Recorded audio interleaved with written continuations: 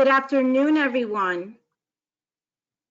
Thank you for joining us this afternoon for Designer 101, Tips on Infant and Toddler Classroom Environments. My name is Amy Hamley, and I work for the Early Learning Coalition of Broward, and I'm going to let my co-presenter introduce herself. Hi, good afternoon, everyone. My name is Margarita Medina, and I am a quality and education coaching specialist for the Early Learning Coalition of Broward. And today I will be co-facilitating this wonderful presentation with Amy, and we thank you for being here with us. Okay, so just some housekeeping that we'd like to go over with you. To either the right or the left of your panel, if you are joining us via the GoToWebinar, either the application on your phone or other device or on your computer, you will see a little square, orange, actually it's a triangle, a rectangle, a little orange rectangle with a white arrow. And that is where your panel is. So again, it could appear on the left or the right of your screen, but if you click it, it opens up and it provides you with some of the items and features of GoToWebinar. If you look on the slide, you will see what it should look like at the bottom right of the slide. There is a question box. If you click it, it will open up, and in there you can type questions or comments. However, I do want to preface it by saying that we will try to address all questions and comments at the end of the presentation to be respectful of everyone's time. This is a recorded webinar, so if we do not get to answer all of your questions and comments this afternoon during the live presentation, we will have recordings of it, and we will be able to go back and email you with any information that you request. We also want to let you know that the certificate will be emailed to you. Usually it's emailed the next day, the following business day. So if you have not received your certificate by the end of, I would say, tomorrow, maybe you can reach out to us. Our contact information will be on the last slide of the presentation, and you're welcome to take a screenshot or a photo with your phone and have our contact information available. We do have some wonderful handouts for you today. There are 3 handouts that are in. If you can see again on the bottom right, there's a little arrow to where the handout box is. You will have to download each handout individually. You can download it onto your laptop device or phone. And if you're calling in today, again, please, we will go over our contact information. I will read it out to you, and you're welcome to reach out to us if you need the handouts, if you're unable to download the handouts. Last but not least, there was some information regarding some forms for stipends. At this time, we do not have the stipend forms on here. But again, if you need that information, we're really not sure. In the next slide, we'll speak a little bit about that, what is going to happen with the stipends in the month of May. But if you do need those forms, we have a record of everybody who attended this webinar, and you will, in the email that you get with your certificate, there will be an email address that you can reach back out to, you can reply to for those documents and any other information that you require regarding stipends. But again, I do not have any current information to provide regarding that, and you will see that in the next slide. At this time, we are not certain whether stipends will continue this month. If we are able to provide stipends, this is the eligibility, which has not changed. You're an educator in Broward. You've attended at least 3 of our virtual trainings, and our trainings are offered on these days. And more information will be forthcoming. So please be on the lookout for that information.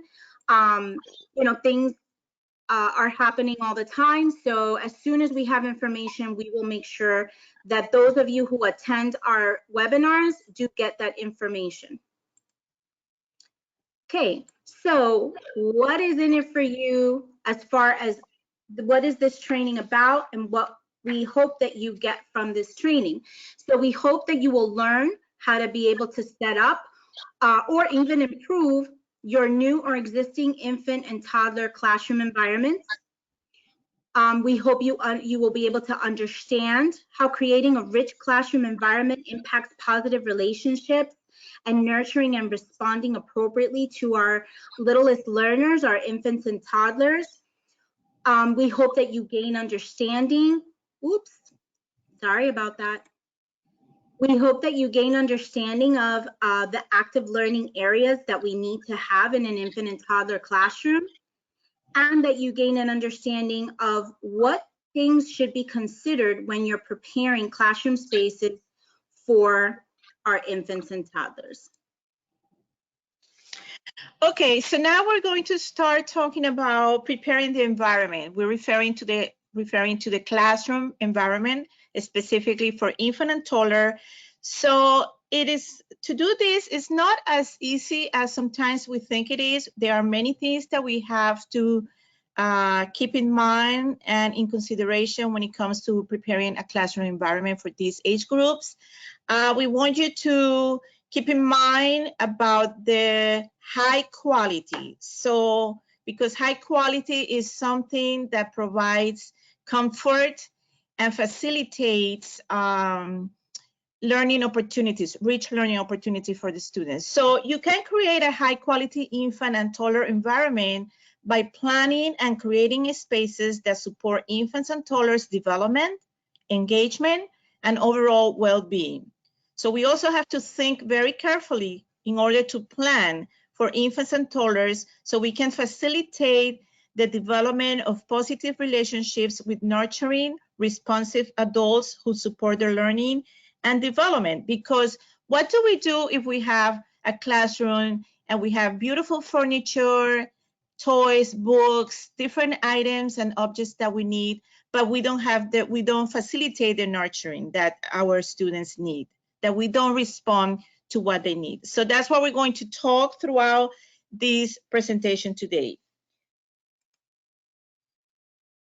So there is this concept, it's called responsive learning environment. So what is this? So a responsive learning environment engages all students by providing a respectful climate where instruction and curriculum are designed to respond to the backgrounds and needs of every student.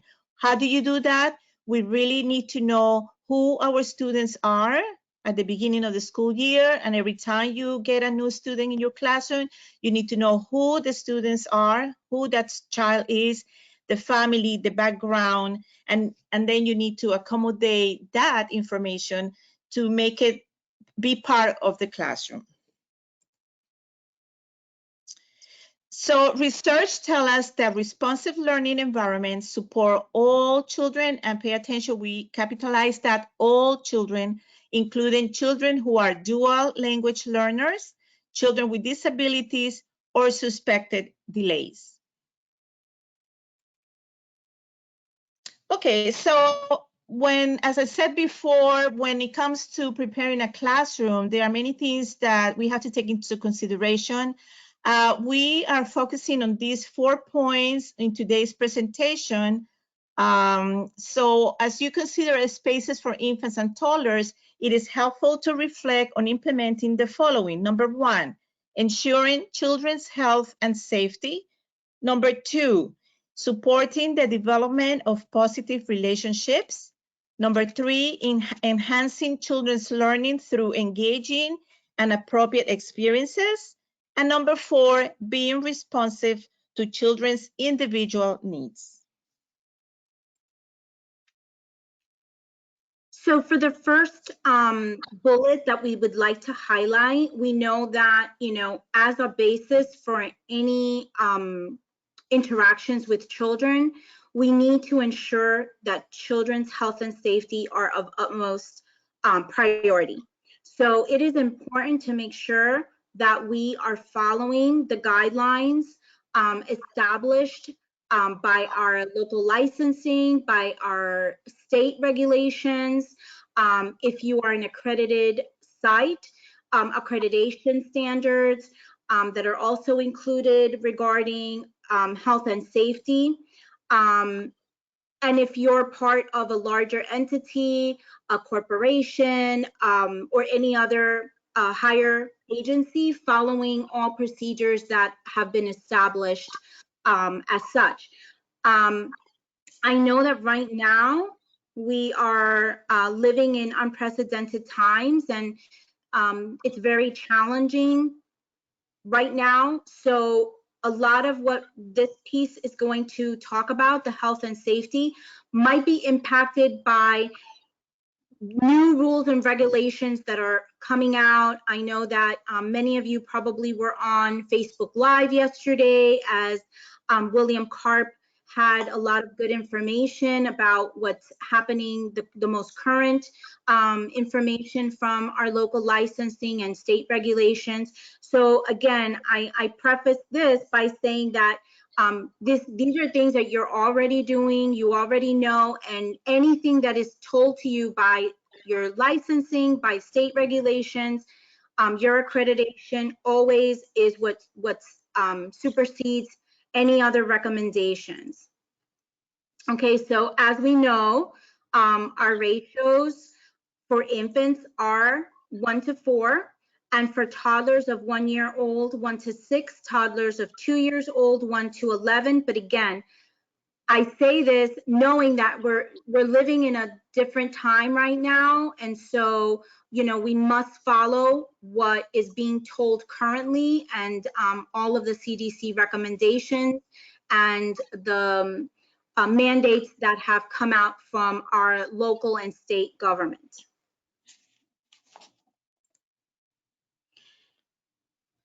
Okay, so we do want to show you a video, and bear with me with this lovely new technology. This is actually my first time attempting to launch videos live. So we're going to show you a video that shows the trusting bond that infants have with the constant care and warm interactions by their caregivers, their teachers.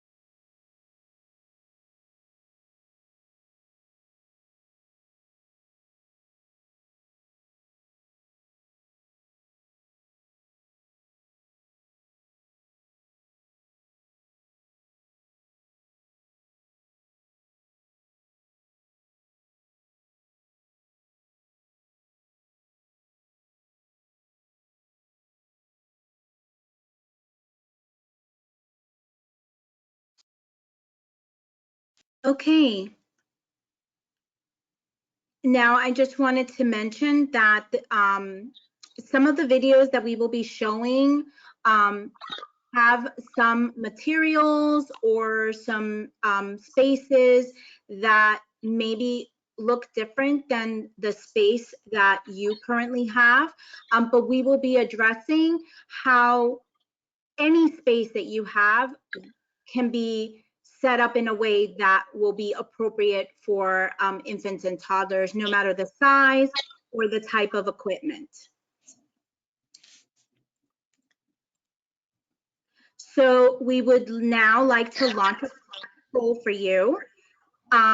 This is a health and safety poll, and there is only one correct answer, and I'm going to launch the poll in a moment.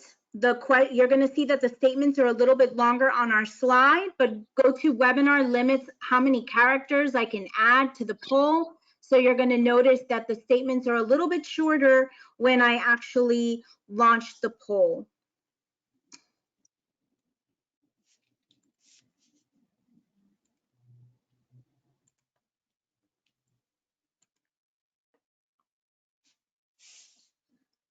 Okay, so we have three statements. Infants should sleep in a crib that has bumpers all around. In an infant classroom, infants until the age of 1 should sleep on their backs and covered with a blanket. Or number 3, in an infant classroom, infants until the age of 1 should sleep on their backs and without a blanket. There is only one correct answer. We are at 45, 46, almost 50% voted. I know you all got this, so let's see those votes go up.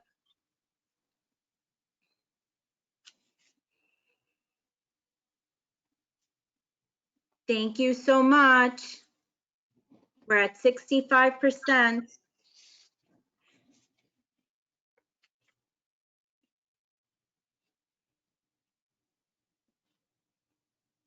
Almost at 75%. We need to get to 100%.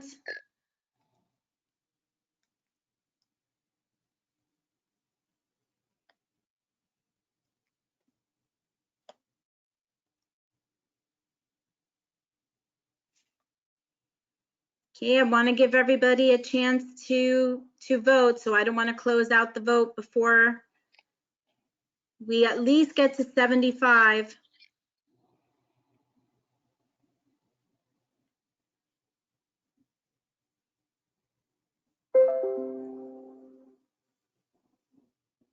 Up, we're almost at 80.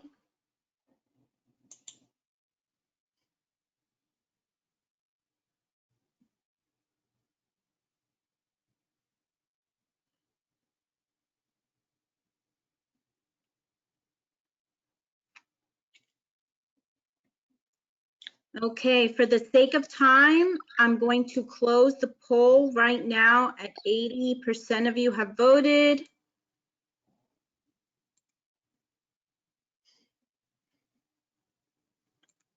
And as you can see, most of you were correct.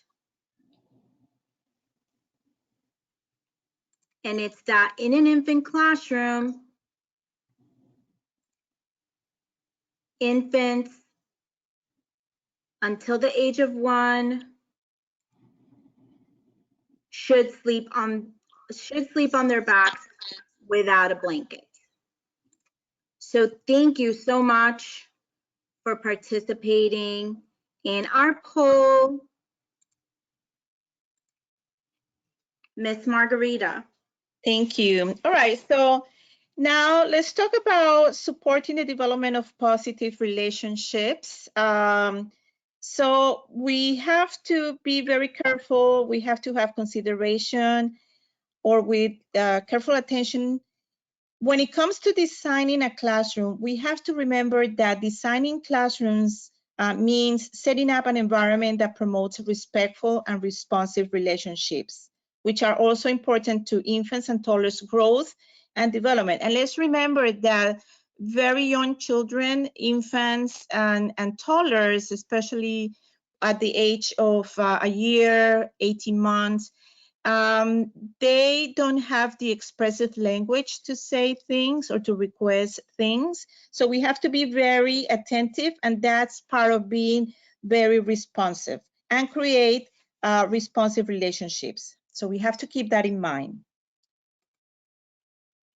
So to continue on the topic of positive relationships, let's see what we need to do to create an environment that supports meaningful, and this is a very strong word, meaningful interactions between caregivers and infants and toddlers. So on this slide, we have 2 bullets. So what we need to do to accomplish this is we need to include several spots where adults can sit comfortably. And when I say comfortably is you as a teacher, you need to be at the eye level of the children most of the time. Sitting comfortable means find another chair that is perhaps a little taller than the one the children will use. It doesn't mean you're going to get an adult chair and sit and not be at the level of their eyes. You have to keep in mind other adults that may come into your classroom. In many classrooms, they prefer to use pillows or cushions on the floor, or sometimes they may have a love seat or bench. And also you should have tables for meals. And in a little while, we're going to show you a picture where there is a classroom with 2 different types of seating for children. We also need to design spaces where children can move freely and explore. Remember, by nature, infants, toddlers, and in general, children need to explore. They like to walk around. They like to touch things, move things. So they need to have this feeling that there is a space where they can explore. And you as a teacher, you need to, of course, be close by to supervise and to make sure that they are safe and nothing's going to happen. And one more thing I want to add is that perhaps this is something you have experienced. When you have a classroom that offers plenty of space for children to move and explore, you may find yourself not having to redirect children too much. So if you have a classroom that is crowded, it has too many things around, you may find yourself saying often, telling children, be careful, or you may have to move things around. So think about the space and the fact that children by nature, they like to walk and explore and move around. Okay, so in this classroom, this is a classroom of toddlers, and there are a couple of infants there. There is another teacher that we don't see on the picture, but look at this classroom, look at the space. Although there are many items on the floor, children had this feel of freedom to navigate. There is plenty of room. The teacher is sitting near the infants and other toddler. Now you may be thinking, oh my God, what am I going to do? Because my classroom is so tiny. So what we suggest for you is think again when you go back to your classroom, when you are about to design your classroom, is do you have extra items that perhaps you need to put away for a few days and then recycle them and take some in, store some and take some out? But the idea is, regardless of what size your classroom is, you need to provide that sense of there is a space for my children, for my students to explore and navigate. And you still need to offer plenty of toys, items, books, and all that. Notice that the cribs are on one side, towards the back of the area, and the shelf, we're going to talk more about the furniture. But again, this is important to keep in mind about the space and what you need to have the space where children can navigate and explore.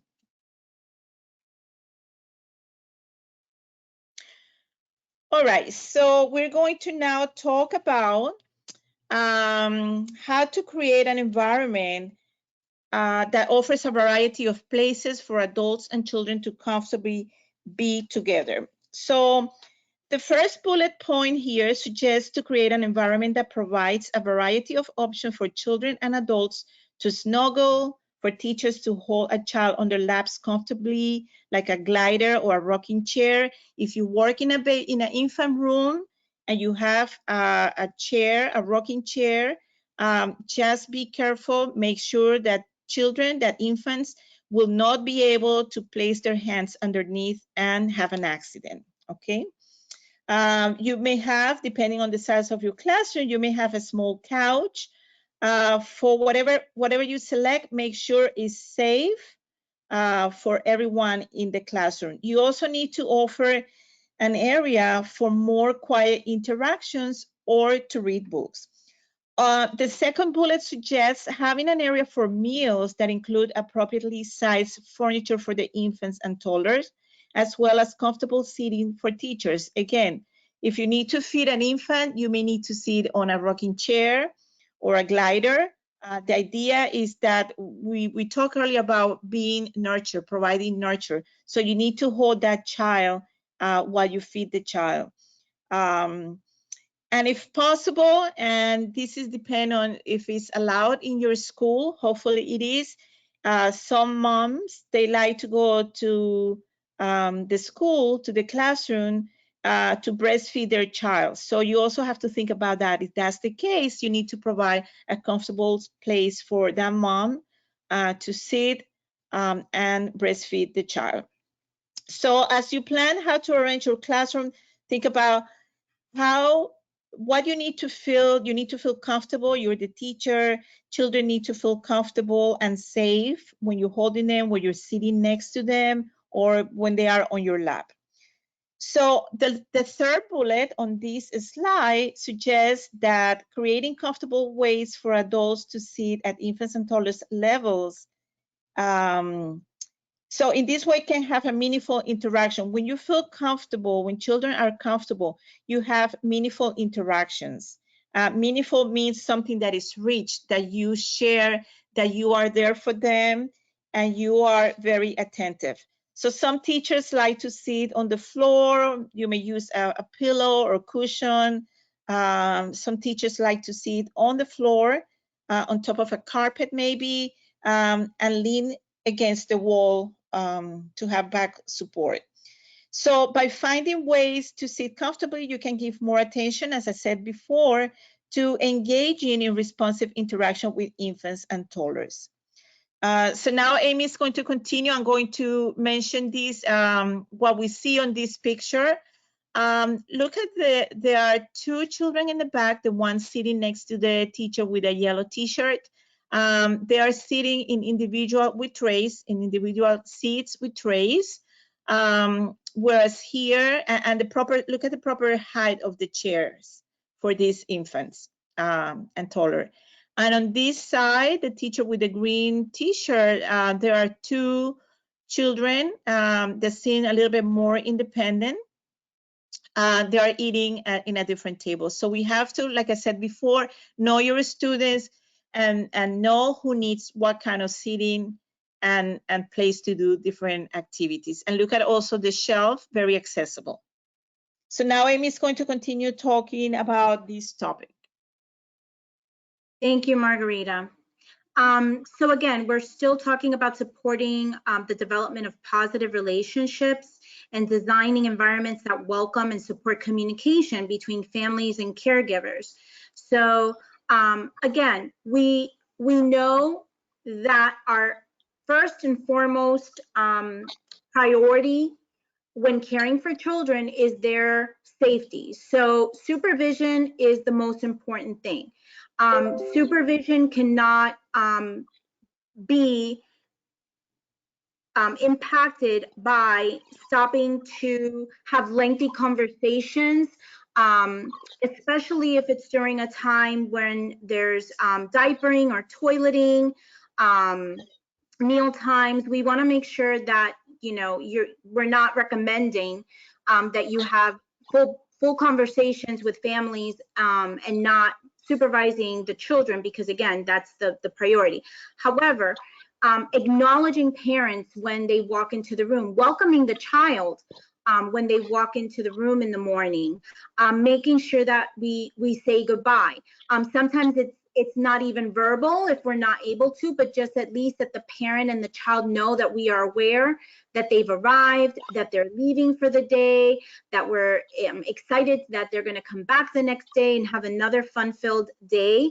And when all else fails, having a space in the classroom where communication can be exchanged.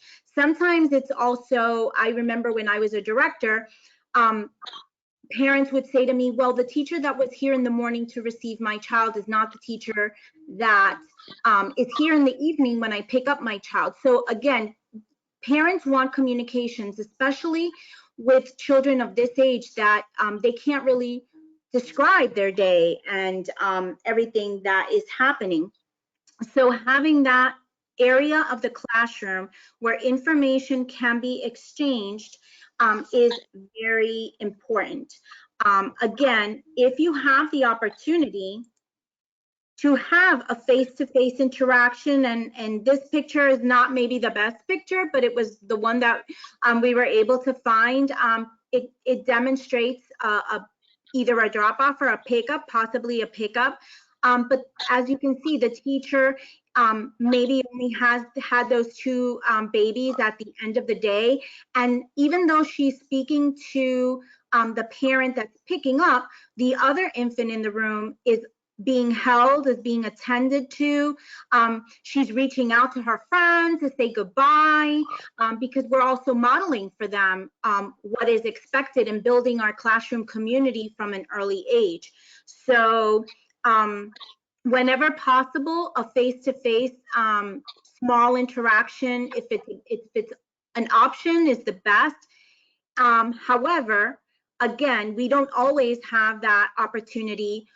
We know that we have to supervise the children first and foremost. So creating a space where we can have that exchange of information, things like a class calendar or parenting tips, pictures of the children exploring and involved in activities. Parents love to see what their children have done all day. Maybe some, information that the parent, if you're the teacher in the morning, but you leave by 3 o'clock because you opened the school, and then the person who comes in the afternoon takes the children from that point on and is the one who's going to be handing the child to their parent when they're leaving, knowing that there's information regarding how their day went. Not only what they ate, how often they fed, and their diapering, but also things like how was their social emotional state? Were they happy today? Did they do something new today? Was there a milestone moment? Those are the things that we want to make sure that parents are aware of. And again, this is what we do in lieu of an actual face-to-face. Maybe having a nice area in the classroom where this type of information can be accessible to the parents. So on the left side, you see something that would be more appropriate, maybe in a toddler room. We know that our infants are on individual schedules. So there really isn't a one whole routine for all of the children because they're at different stages of development and they have different needs. But in the toddler room, where we're starting to kind of teach them about routines and what they're going to do during the day, having a schedule for the parents, maybe a little classroom newsletter that may talk about what they're going to be doing, what type of activities, learning activities they're going to be involved in, your lesson plan, the menu, whether it's catered or you cook at the school, and then maybe some nice pictures. So again, this is just a suggestion. Maybe you already have something similar, or you want to get more creative than what this displays. Pinterest is amazing and has so many different ideas for these types of boards. And then on the right, you see something that maybe would be on an infant, in an infant room, where maybe you're providing some information on development and what's appropriate for children at the different stages. There's so much growth in those, we know, first 3 years. So in the infant classrooms, we see changes so quickly in children, and it's great information for parents to have. Maybe any events that you may know about in the community, you might want to put it up there so that parents can, on the weekends, have things to do with the babies and take the babies out on little field trips. And then here, the spotlight, I guess it looks blank right now in that picture. That could be a picture of the children doing a water activity or a sensory play. You may want to do a whole class, a small group, or individual children, and have it rotating so that parents see that the information is changing. We don't want to leave it the same all the time. Okay, so now let's see 2 more suggestions on what to do for designing an environment that welcomes and supports communication between families and caregivers. So if you are a teacher, you should know what the open door policy of your school is. If you don't know, you should find out what it is. In some schools, they don't allow parents to go inside the classrooms, but if they do in a particular school, you should also include, because we're talking about how to make an environment that provides communication between families and caregivers, you should offer a place for parents to be in there. Now, you're probably going like, oh my God, I don't like when they come in here because they stay here forever. And then when they leave, the child is going to be crying forever and it's going to be a nightmare. But again, as long as you have an open door policy in your school, you should include a place for families to feel welcome and to come in the classroom and interact with the children. And be polite. Perhaps you may have to say to them after 10 minutes that you are going to do something. They will understand and cooperate, hopefully, so they will leave, you know, but be polite about it and include this. On the second bullet here, something else that we have to do is that we have to show respect. We have to display your interest and respect for the families in your program. So for example, if you have, so in that way, families and children feel more welcome in the classroom. So if you have parents that don't speak English, get their help.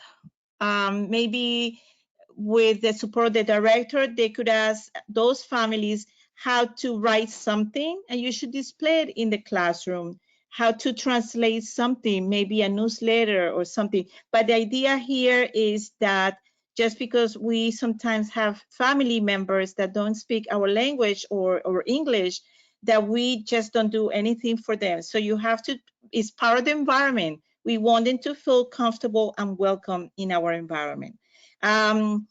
We need to display photos, and Amy, if you could show the next picture.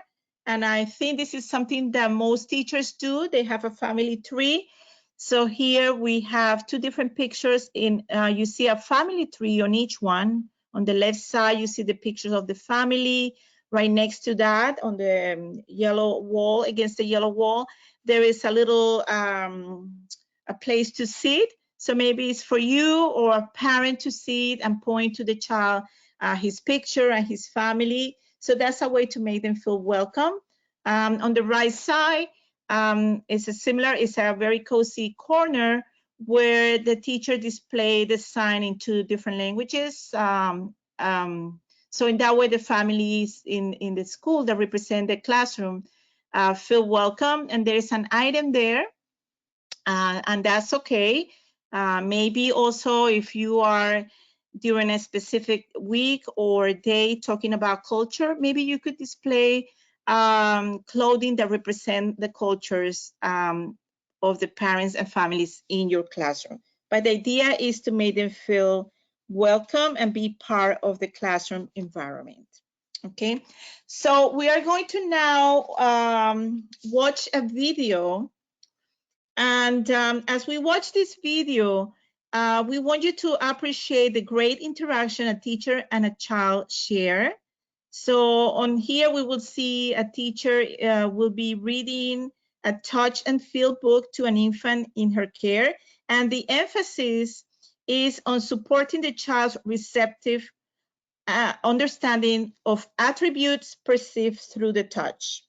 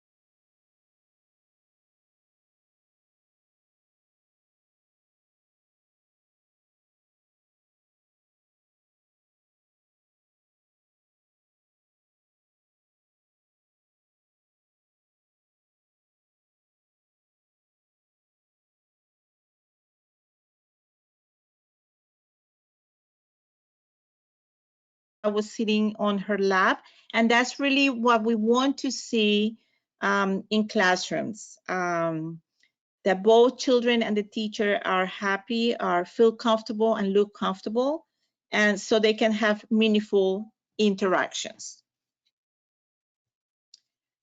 So now we're going to talk about creating spaces for infants and toddlers that support the development and specifically allow for safe freedom of movement, which we talked briefly before.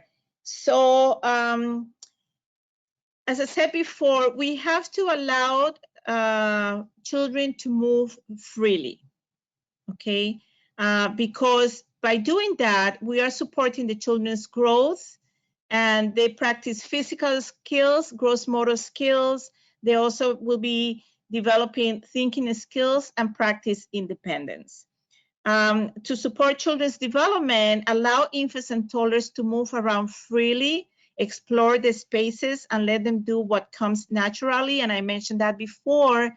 What is naturally to them is crawling, scooting, running, climbing, jumping, and walking. And we know that sometimes when we see children doing all these, we go a little bit crazy, but keep in mind, this is what they know how to do by nature. So we just have to manage to allow them for movement and supervise, but supervising doesn't mean that we're going to interrupt their exploration of what they're doing. Okay, so to continue on the same topic of allowing our children for safe freedom of movement, one of the things we have to do first, very important, and we have to do this daily, is make sure your floors are clean and not slippery, and that you offer a safe place for infants and toddlers to land in case they fall, okay? So the first bullet suggests that we need to find spaces, we need to create these spaces for infants and toddlers to explore movement at all levels of development and avoid placing them in restrictive devices. Many times when we visit classrooms, whether it's to do coaching or to do observations, we find, especially in the infant rooms, that infants spend too much time on those bouncy chairs, and that's not appropriate. So we are restricting the children for movement. Also on those swings or those chairs that have a lot of toys around and they spin around. In some states or counties, they may allow high chairs, but in general, they are not allowed anymore. But check with your county or where you are to see if high chairs are allowed in the infant room. We also have to arrange furniture so there are, in a way that there is a clear path or space for children to easily make their way through the room. And I mentioned earlier that if we don't do that, that's when we find ourselves as teachers redirecting children often. So think about how you're going to create those clear pathways in your classrooms. We need to use low shelves, dividers, and other furniture that allow you to easily see over them and monitor children in all areas of the room at all times. Some of you may have heard something that is called a hidden spot. So what is a hidden spot? If you are a teacher and you're standing in your classroom, let's say in the infant or toddler room, and there is let's say there is a shelf dividing two areas, let's say in the toddler room. If there is a child behind that shelf and you don't see it, that's a hidden spot. So you need to think what you're going to do, because the idea is that you need to see your children, especially the infants and toddler, very young children. You need to see where they are all the time. You need to be able to see them throughout the day. When you select furnitures, don't forget to avoid furnitures that have sharp edges or corners, okay? And we need to create opportunities for different kind of movements by providing safe furniture, which I mentioned already, and equipment that allow infants and toddlers to crawl through, climb on, jump off, and pull up. For toddlers, provide opportunities for vertical movements, such as slopes, stairs, or small ladders. And just to share briefly with you, I remember I was doing an observation one time in an infant classroom where they have wonderful furniture and they have these soft climbers, you know, the infants like to climb. And everything was going well, and the child was exploring and climbing on top of it. Suddenly, perhaps the teacher was anticipating, because everything was going well, but perhaps she anticipated in her mind that, oh my God, this child, this infant is going to fall. And right away, she removed the child from the climber. So keep in mind that, yes, you should provide this type of furniture for children to have different movements. You need to be nearby to supervise, but please, please do not interrupt the exploration.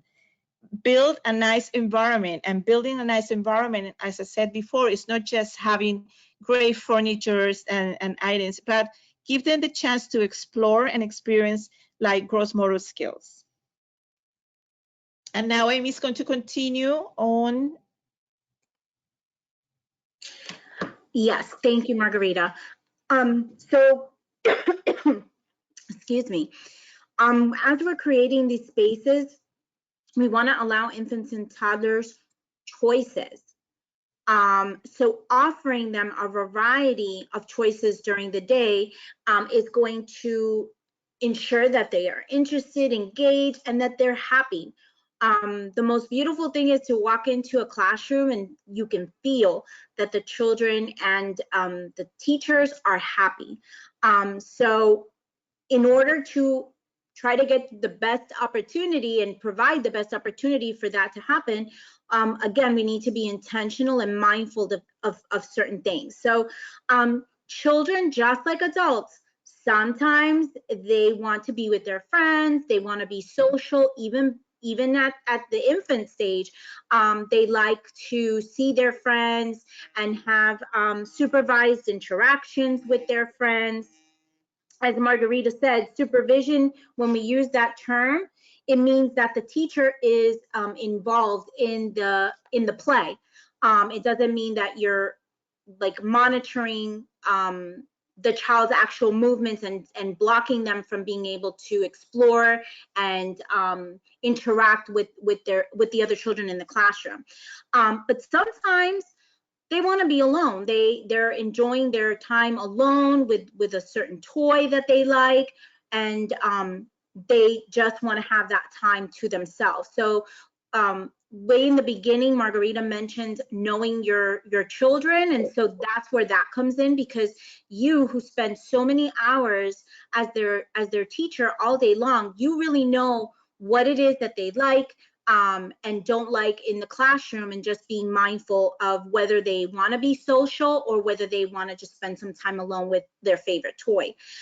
Sometimes they want to just be quiet and play quietly, but sometimes they want to be really active, and again, being mindful and knowing the cues. They will give you their cues about what it is that they want, and if they're tired of doing something, especially the non-mobile infants, when they're done, and they're going to let you know that they're done. So, you know, being mindful and engage with them and responsive to those cues. Again, infants should be on their independent schedule, individual times to eat, sleep, and play based on their specific needs.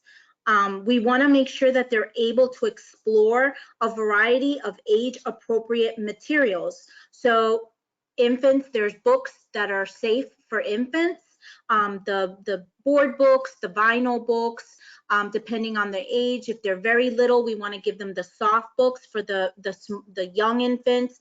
Once they get a little bit older, they can have some of the board books. And yes, we know sometimes these books do get a little bit damaged, and you know, so then we have to be mindful to remove them and replace them so that we continue to provide a safe environment. Building toys, certain art supplies under supervision, pretend play materials, sensory play. And one of the things that we do notice sometimes is a child will be with the same toy in front of them for a very long time. They're not even paying attention to the toy anymore because their attention they're tired of that toy, and the toy is still sitting in front of them instead of being rotated out for something else, or them being moved to another location in the classroom where they can have another type of exploration. So those are the types of things that we want to be mindful when we're providing choices for infants and toddlers. Different play spaces. So your spaces and your surfaces in your classroom, there should be a place where it's nice and soft and cozy. There should be a place, as Margarita said, where it's non-slippery, clean, that they can they can crawl and they can start to walk on. We want to give them those gross motor spaces where they can really work those large muscles. And we also want to give them different textures, different types of pillows, and different types of soft elements that they can explore via their senses. So here we have a picture of a few little spaces. I know that maybe the pictures might be too small, and I know some of you can't see that they're numbered 1, 2, 3, 4 because the numbers are kind of in different angles. But I'm going to just briefly, for the sake of time, just kind of describe a little bit about these spaces. And again, these spaces are created for children to explore. They're separate from the area where children will be feeding, where they'll be sleeping, where there's diapering. Those things are not going to be in the areas where the children are playing. They're small areas. So even in a small classroom, a space in the classroom can be set aside for play. And this is also not an area that's intended for children to be left alone. It's not safe, and it's not appropriate. And again, children need to be, there needs to be a teacher to facilitate their exploration and their play. So when you look at some of these spaces, the upper left, you have what looks like a nice little tray with either dirt. It's kind of like dirt. It's some ground up material. Again, this wouldn't be for young infants. It would probably be for toddlers, older toddlers. And there's little digging toys and some plants on the side. And this would be a space for children to explore and have sensory play. And yes, get dirty. They would definitely get dirty with this activity. But again, with the teacher facilitating and the floor, the space that's there, the floor that it's set on is an easy to clean area. And obviously we would want to notify parents when we do these types of activities, whether it's like a water play or something where they're going to get really messy art exploration. We want to let parents know, because they're going to get that nice little baggie with the clothes to wash that are very dirty, and they need to make sure they bring a couple of extra changes of clothing. We have another right next to that picture. There's one with some other sensory toys, scarves, and things for them to manipulate, instruments. So again, this would be facilitated with the teacher, and it's an exploration for the children of their senses and music. Down at the bottom left, we see a soft space with a lot of different materials. There's some plastic, there's some natural elements, wood. You see some soft pillows of different textures in the basket, some other materials that would be with texture. But again, all of this is done. I know the teacher's not in the picture right now, but she's probably the one taking the picture. So she's right there, hands ready to go to assist the infant and to play with the infant. And then on the last picture to the bottom right, we see a carpet that resembles almost like grass, and there's mirrors around, and again, some toys that the child can play with, and they can look at themselves in the mirror and have that exploration.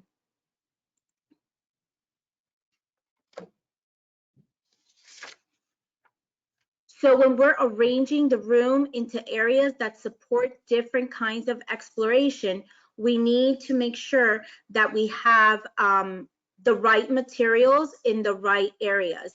So we know that in an infant classroom, we're not setting it up particularly in centers. That's later on we'll be talking about when it's appropriate to start placing centers, but they do need to have a variety of materials to be able to provide them with those developmental skills that they need.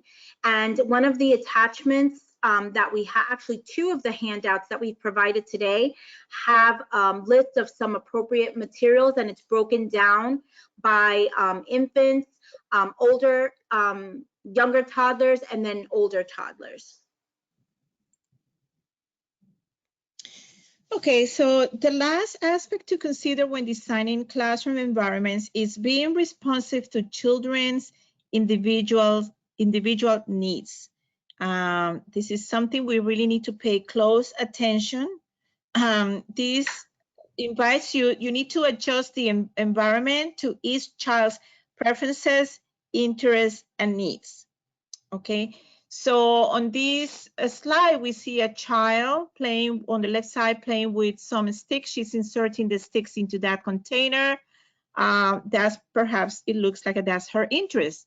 And you should, that's why I said before, and Amy and I have been saying, you need to know your children. You need to learn with time what they like to do, and you need to provide with those items that, or even by conversation, having conversation with parents to find out what they like to do, as long as it's safe, and you could provide that to be part of their environment. So it is important to respond to individual infants and toddlers by adjusting the environment to each child's unique preferences, interests, and needs. As part of being aware of every child's interests and needs, I'm just going to say something that when it comes to nap time, especially in the infant room, I'm referring more specifically, unless all children by nature happen to be sleeping at one time, at the same time, all of them, if you have 4 or 8 infants, if they happen to be taking a nap at the same time, by nature, that's fine. But if we, when we hear sometimes a teacher say, no, our infants sleep, all of them sleep at 11 a.m., I will put that a question mark. So keep in mind too, because that's part of the environment. Okay, so we're going to watch a video now. And the name of this video is Redesigning the Toddler Room. So in this video, we will see Actually, how— Margarita, this one is the infant and toddler program. Yeah, I'm sorry. You're right. Thank you, Amy. So it's the infant and toddler program. So in this video, we will see how teachers create a warm, nurturing environment for the children. Each child eats, sleeps, and plays according to his or her own natural timetable. And in this particular program or school, to boost the development, the program also included yoga, music, sign language, and food tasting. We don't want you to think that, oh, if you don't have that, that means you're not going to be providing support for children's development. No, we just want you to appreciate what this video is going to show you, because it's a very rich environment.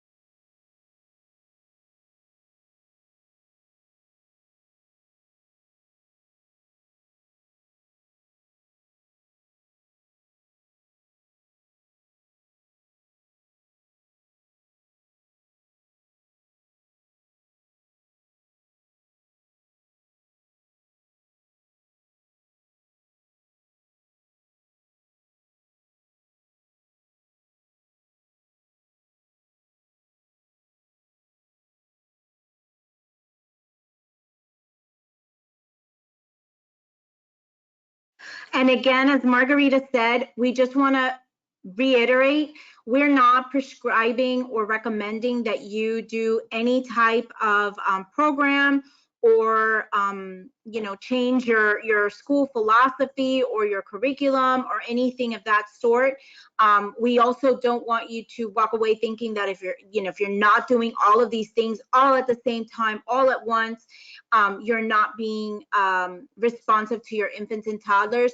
It's just, as she said, for you to appreciate a lot of different recommendations and a lot of different things that are out there for infants and toddlers.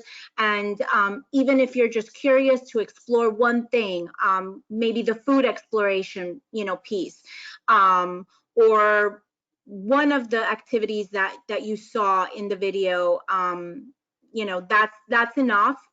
Or you can choose not to do any of them, that's fine. We just want to be able to give you everything that's out there for infants and toddlers when considering how to set up your classrooms. Yeah, absolutely. Thank you, Amy. So we're going to now be showing you pictures. And again, we want you to appreciate and maybe take some ideas, but that doesn't mean you're going to do it. You don't have to do it. There is here, hold on one second. All right, so we're going to show a video where you will see a teacher. She's talking to another teacher. She's getting help, and they are rearranging some of the areas in this classroom.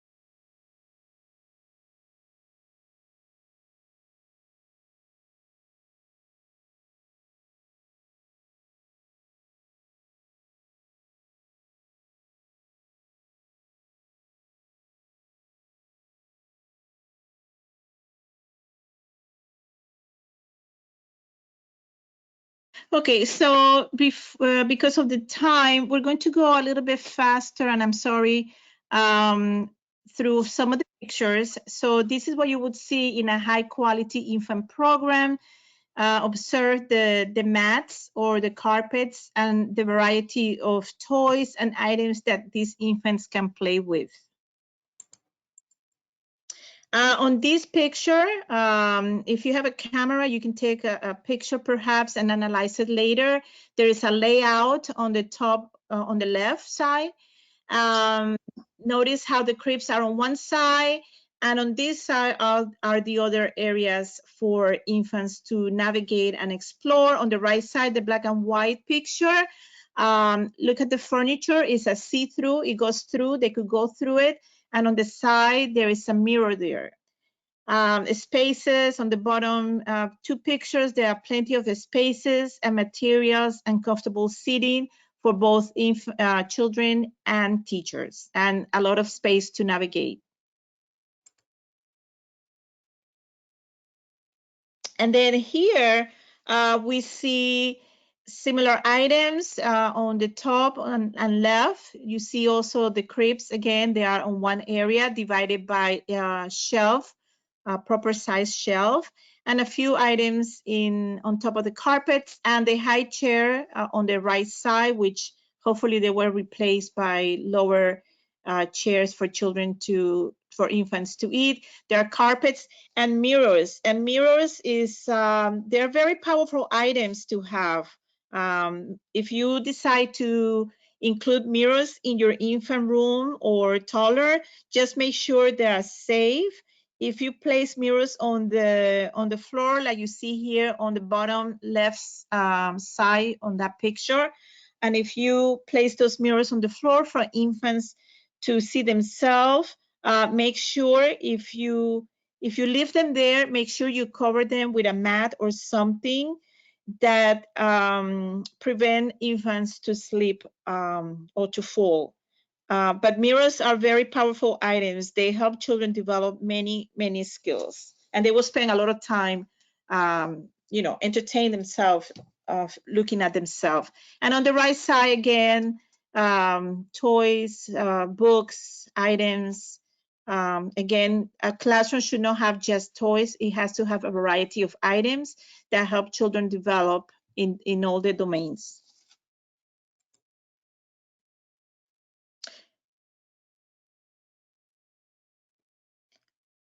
Okay, so here we see on the top, there is a baby sitting at a table playing with pudding on top of a bubble wrap. And here on the bottom, there are two teachers and there are two infants. These are ice balls that the teachers made with freezing water balloons. So this is for sensory. Just be aware that if you're doing something like this and you make the infants touch the ice balls, that it has to be only for a few seconds. You don't want to really hurt their skin. So this is for sensory exploration. Okay, so here we also see some example of some toddler rooms. So this is when you would start defining specific areas in the classroom. So we saw that in the infant room, it's more about gross motor and free exploration, soft spaces, variety of materials that are accessible to them. And for the non-mobile infants, you want to make sure that you're providing them with different toys and different opportunities. But in the toddler room, they're becoming more independent. So you do want to have defined areas that they can explore and play with independently. And so we have a variety of different ways that classrooms can be set up. One of the things I do want to highlight before moving to the next slide, with actually two things. One is toddlers love open spaces to run. So if you notice in these rooms, it was very intentionally placed furniture that creates clear pathways but doesn't have these big open spaces where toddlers would naturally run in.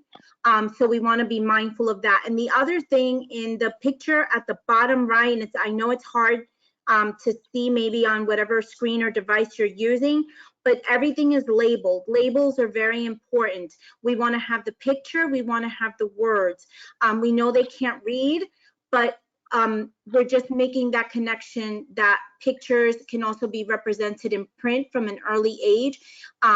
Once they get to preschool years, that's when they'll start understanding what the print actually is. But they will make that connection. And again, if we're going to be making sure that we honor any other cultures, if there's if you have another language that there's a lot of your children predominantly speak another language at home, considering if not labeling everything, but labeling some things with another language. Here we have some spaces that we also wanted to just kind of briefly go over. There's an attendance chart. And then the other areas are more related to science, and you can see the different types of materials that were provided. They're, even the way they're labeled is, you know, a little bit different, but they're labeled. And they do have all of these accessible to the children. So the children can come over and play in any of these spaces. We have a very nature inspired space here with pine cones and little twigs that you can actually go out on a nature walk with the children and pick up the twigs that then get placed in a bin for exploration later on. And again, we're not saying this exactly has to be replicated. Even just having one basket with some natural elements in your science area is great. And then the picture at the bottom is actually a close-up of what you're going to see in the next slide. But having a lot of, for the older, once they get to be a little bit older, toddler age, you see a plant, so there's living elements, there's shells, there's magnifying glasses, so they can start to do their observations, their predictions, measuring instruments. They've got little clipboards so that they can draw or whatever it is that they see through their magnifying glasses.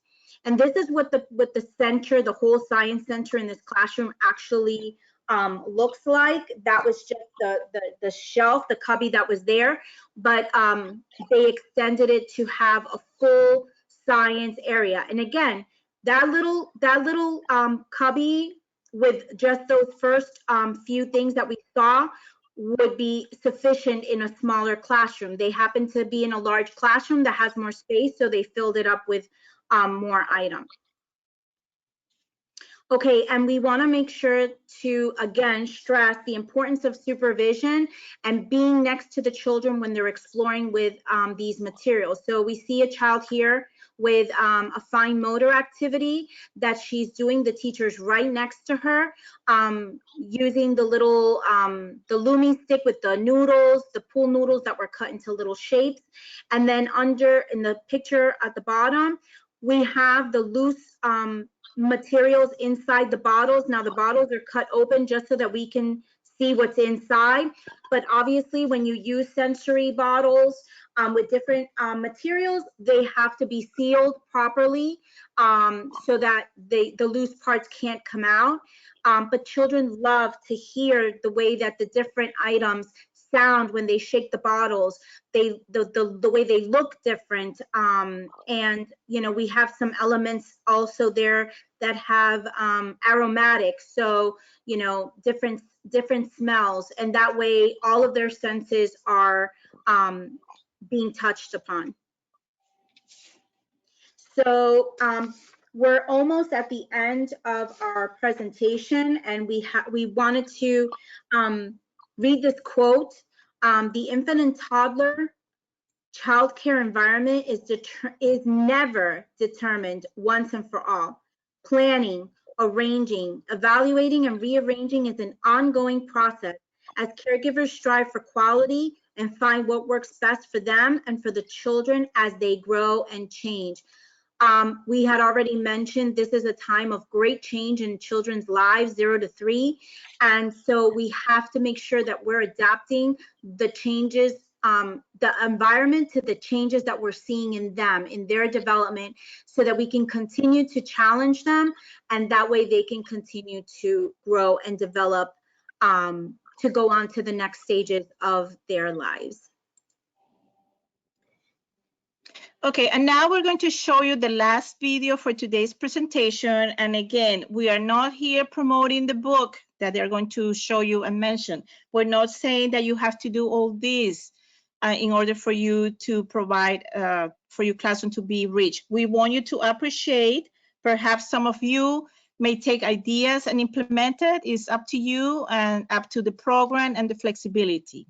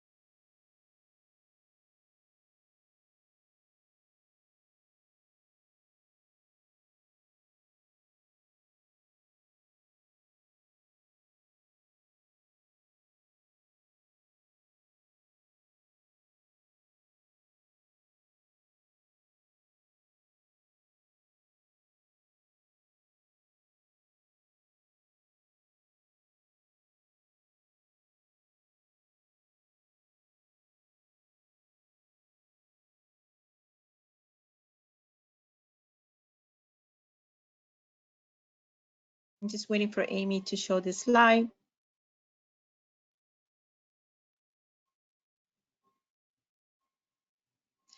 And the quote is, no space is marginal, no corner unimportant, and each space needs to be safe, alive, flexible, and open to change. So we hope you keep this in mind and all the other information to perhaps make some changes if it's possible in your classroom. And now it's going to close. Sorry, Marguerite. I just wanted to jump in and say, you know, we don't want to, materials are important, but again, the materials and the way that the furnishings are set up and all of it, at the end of the day, the biggest and most important element in all of it is the interaction with the child, and how you as the teacher, the caregiver, provide them with that nurturing and responsiveness to be able to develop and grow.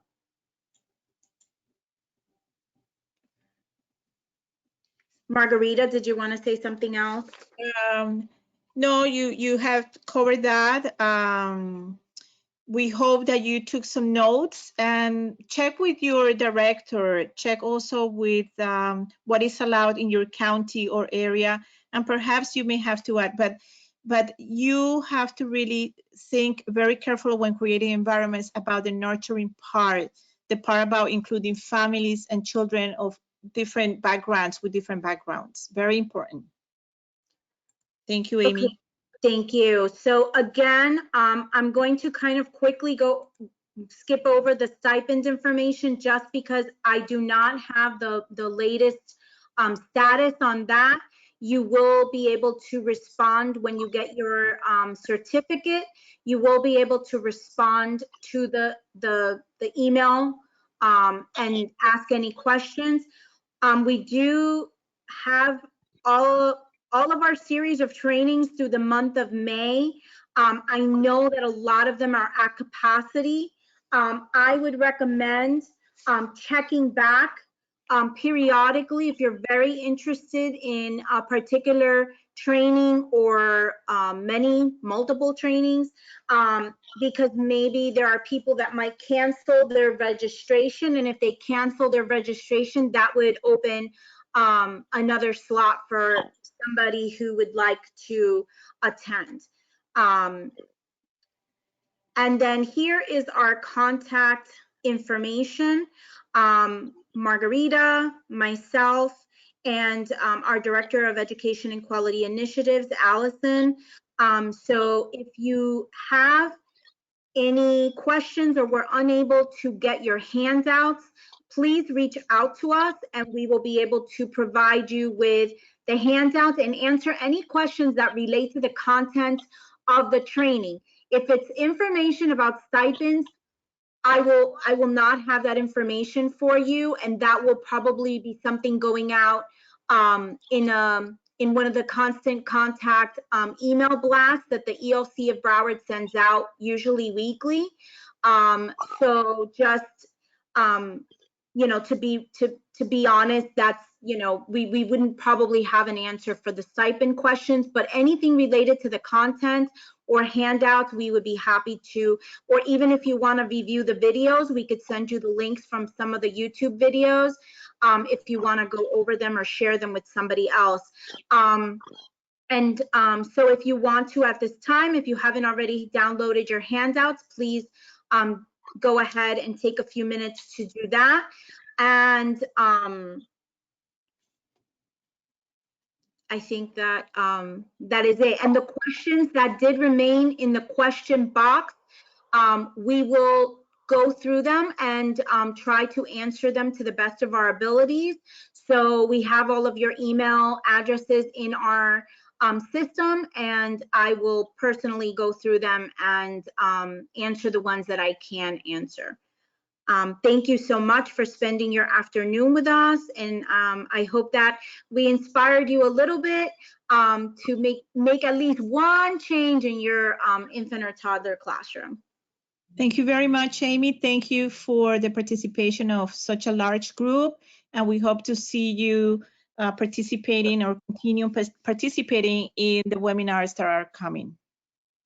Have a great afternoon. Have a great afternoon, everyone.